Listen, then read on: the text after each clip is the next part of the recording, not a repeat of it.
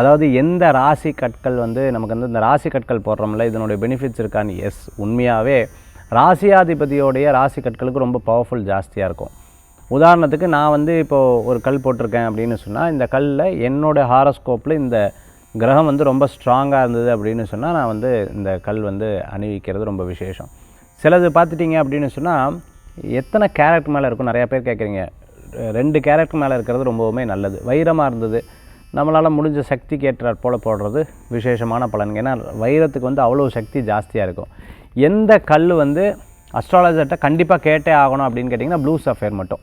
நீங்கள் அஸ்ட்ராலஜர் கேட்டுட்டு போட்டுக்கிறது ரொம்ப நல்ல பலன்களை கொடுக்கக்கூடியதாக இருக்கும். நவரத்தன கற்களும் நீங்கள் அஸ்ட்ராலஜர்கிட்ட கேட்டுட்டு அதுக்கப்புறம் போட்டுக்கிறது ரொம்ப நல்ல பலன்களை கொடுக்கும். ராசிக்கல் போடுறது ரொம்பவுமே விசேஷம். அதை தவிர நம்ம ஜாதகத்தில் எந்த கிரகம் ரொம்ப ஸ்ட்ராங்காக இருக்குது, என்ன விஷயத்துக்காக நீங்கள் இருக்கீங்க, அதுவும் ரொம்ப முக்கியம். அதாவது நீங்கள் இந்த கிரகம் இதுக்கு தான் ஸ்ட்ராங்கு இதுக்கு வீக்கு அப்படின்றது கூட இருந்துருக்கு. So you must be very careful on that.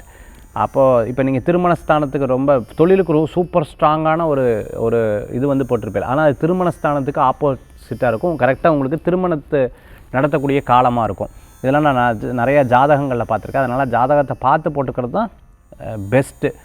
அதை தவிர பார்த்துட்டு அப்படின்னு சொன்னால் எந்த ராசிக்கு எந்த கல் போடுறது, நீங்கள் மேஷமாக இருந்து விருச்சிகமாக இருந்தால் கோரல் போடுறது ரொம்ப நல்லது, பவளம். அதே மாதிரி ரிஷபமாக இருந்து துளாராசியாக இருந்தால் வைரம் போடுறது ரொம்ப நல்லது. மிதுனமாக இருந்து கன்னியாக இருந்ததுன்னா மரகத பச்சை போடுறது ரொம்ப நல்லது.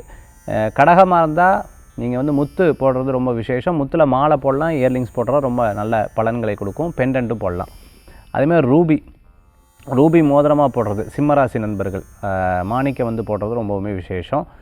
அதே போன்று தனுசு மீனமாக இருந்தது அப்படின்னா எல்லோ சஃபேர் கனக புஷ்பராகம் போடுறது ரொம்ப நல்லது. கனக புஷ்பராகம் நீங்கள் செயினில் இருக்கக்கூடிய ஸ்டோன்ஸாகவும் போட்டுக்கலாம், அதே மாதிரி இயரிங்ஸாகவும் போட்டுக்கலாம், பெண்டண்ட்டாகவும் போட்டுக்கலாம், மோதிரமாகவும் போட்டுக்கலாம். ப்ளூ சஃபேர் மட்டும் மகரம் கும்பம் போடலாம். பட் ஆனாலும் அஸ்ட்ராலஜர்கிட்ட கேட்டுன்னு போடுறது நல்ல பலன்களை கொடுக்கக்கூடியதாக இருக்கும். இதை தவிர தடங்கள் போக்குறதுக்கு ராகுகேது மோதிரம் போன்ற நிறைய விஷயங்கள் வந்து இருந்துருக்கு.